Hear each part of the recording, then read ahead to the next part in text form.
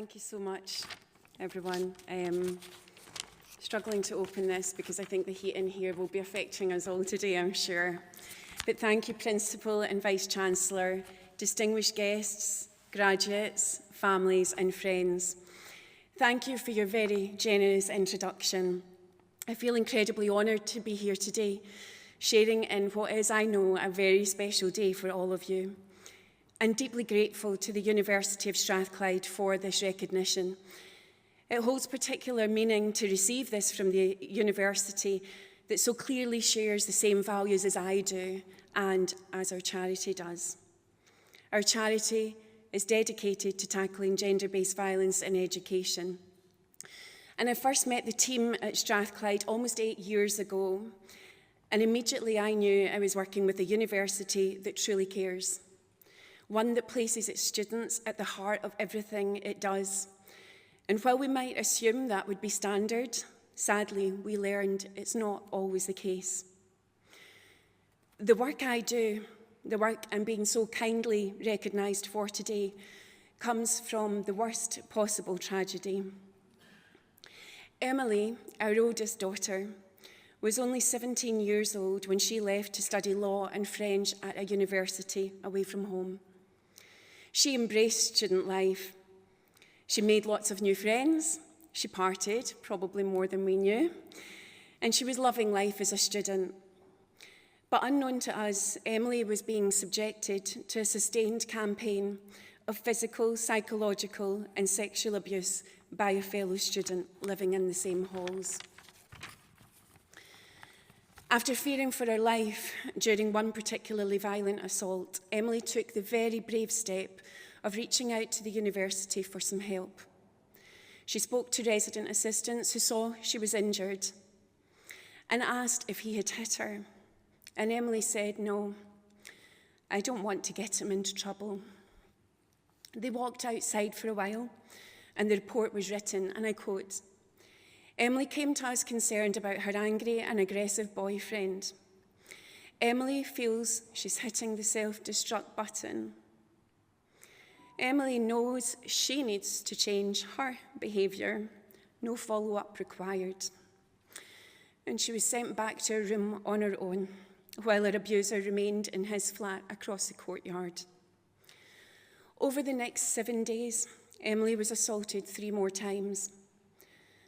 And only minutes after the perpetrator's final visit to her room, a beautiful little girl took her own life. In that moment, life stopped for us, and in many ways, it is still on pause. We had no idea what Emily was going through, and no chance to save her. Like many parents, we did the usual warnings about strangers and keeping safe, guarding your drinks. But never did we think about relationship abuse. Never did we imagine having to warn our daughter that the person she loved the most could be the most dangerous. That's a regret we'll always carry. That's why we started EmilyTest. We couldn't change what happened to our daughter. We can't bring Emily back. But what we can do is make sure this never happens again to any other student. Among many projects, as you've just heard, we developed the EmilyTest Gender-Based Violence Charter, and it's an evidence-based framework of 42 minimum standards in prevention, intervention and support. And it helps the colleges and universities embed meaningful and long-term change. And I'm proud to say, as you heard, your university was a pilot institution and one of the first in Scotland to achieve the Charter Award, which is no easy feat, as some colleagues here can attest to. Your early belief in our charity helped shape EmilyTest into what it is today, an organisation working across the UK and internationally.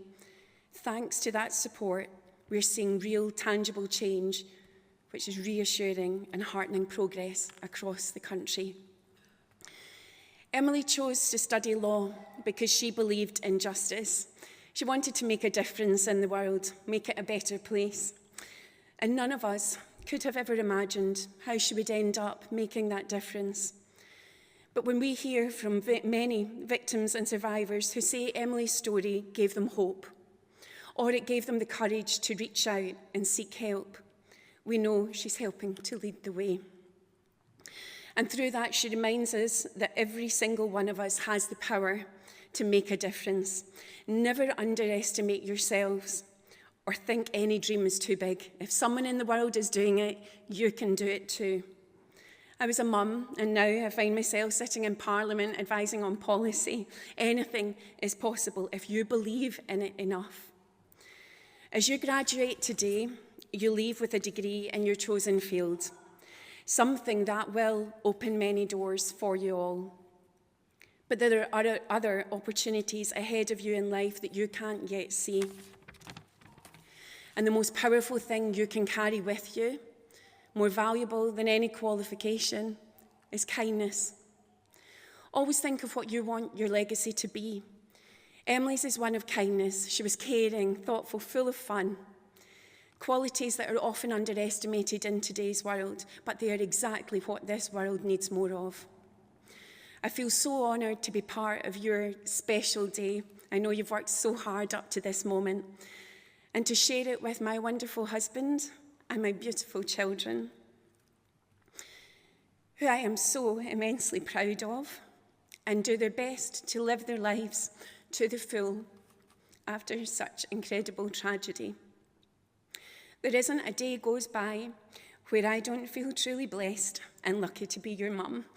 And I know you're probably fed up hearing it, but you're my strength in more ways than you'll ever know.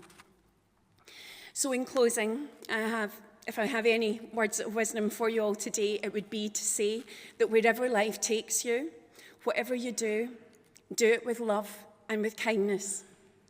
We never know what someone else is going through, and a single kind word, a smile, simply being seen can make the difference between someone choosing to stay in this world or not. Sadly, Emily never got the chance to graduate, which makes this and many other moments a little bittersweet. But I am so very proud of all that's been achieved in our darling girl's name, and I dedicate this honour today to our beautiful girl. So congratulations again to you all, and from the bottom of my heart, I wish you all the success, love and kindness the world has to offer you. Thank you.